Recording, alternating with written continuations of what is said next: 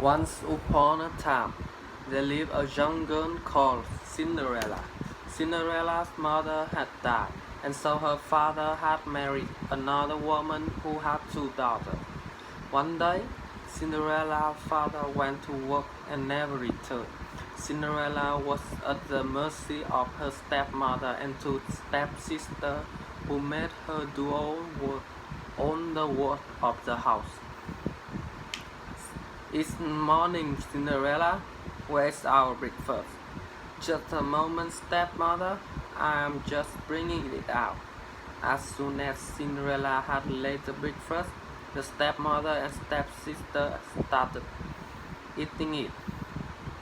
Cinderella served her own plate too, and was about to eat when her stepsister pushed her own plate away. Yuck! Hate it. Just now that you mention it, it's horrible. Mother, do something.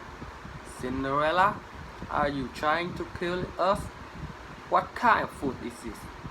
But stepmother, I have made it the way I always make it. How dare you argue with me? Go and make new breakfast for us. Don't you dare do anything else till we have had our breakfast. And this is what went on in their house every day. The stepmother and stepsister troubled Cinderella without any reason, but Cinderella loved them still and never ever complained. One day, an announcement was made in the village. Let everybody know there will be a royal ball at the palace tomorrow night, and the king's son Prince Charming will marry a maiden from amongst the grass. Everybody from the village is invited. The whole village was excited. Even Cinderella's stepmother and stepsister couldn't stop talking about in the house.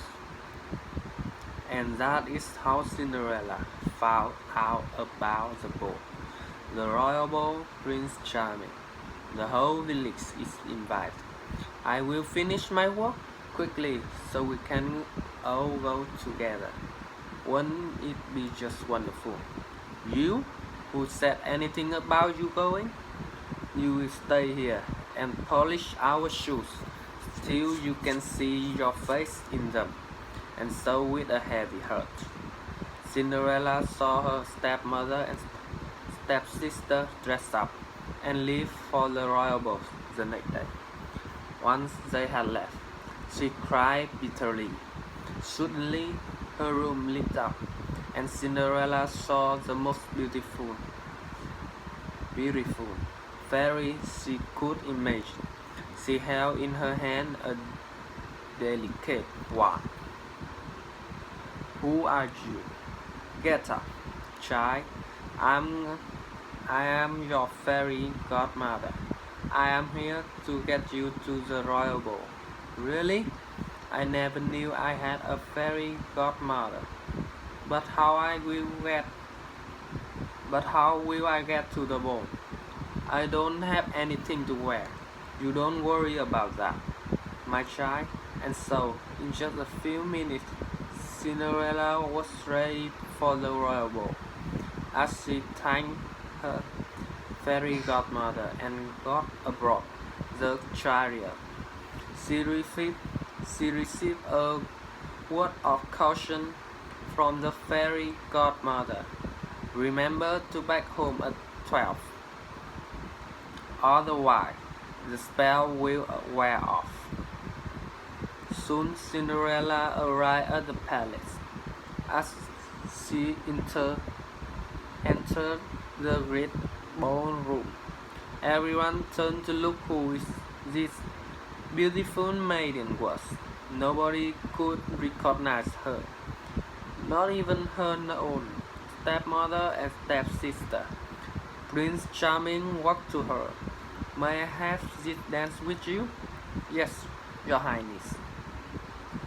And so Cinderella and Prince Charming danced together throughout the evening till Cinderella heard the clock strike.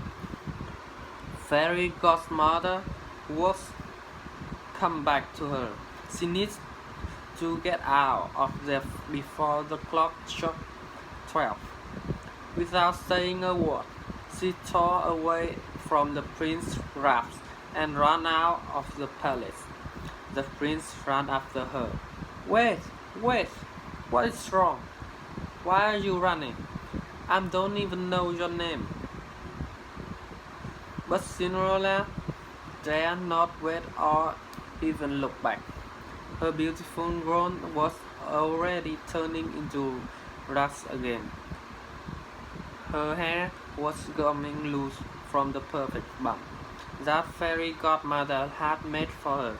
She didn't even stop when one of the glass slippers came off her foot and fell in palace driveway.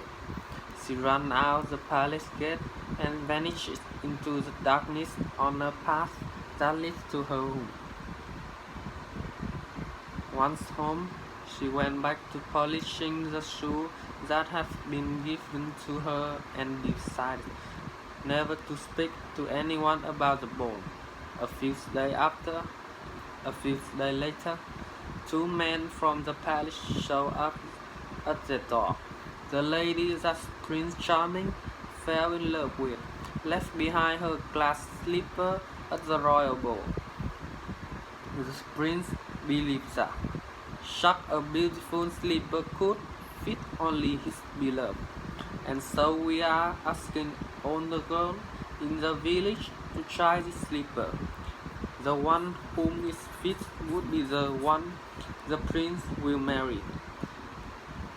If you have any girl in the house, please ask them to try this slipper. Oh yes, I'm sure it's what on my daughters. The slipper would fit one of them.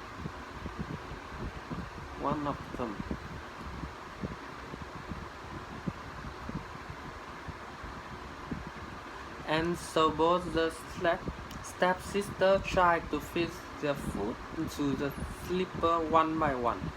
They pushed and pushed but couldn't get their foot in. Look like it wasn't your daughter after all. Is there any another young lady in the house? No, there is. You can leave. As the king man made ready to leave, suddenly the door of the house was thrown open and Prince Charming himself stood here. Who is this beautiful girl in the upstairs window? Madam, you have lied to us. I demand that the girl be called forth and try the slipper. Yes, but she is only a servant girl. Never leave. Cinderella, come down here at once. Yes, stepmother. The moment Prince Charming saw Cinderella, he knew he had found his beloved. He took the slipper from the king's and slipped it on to her foot himself. The slipper fit perfectly, and in a moment, Cinderella was once again transformed into the beautiful maiden from the night of the ball.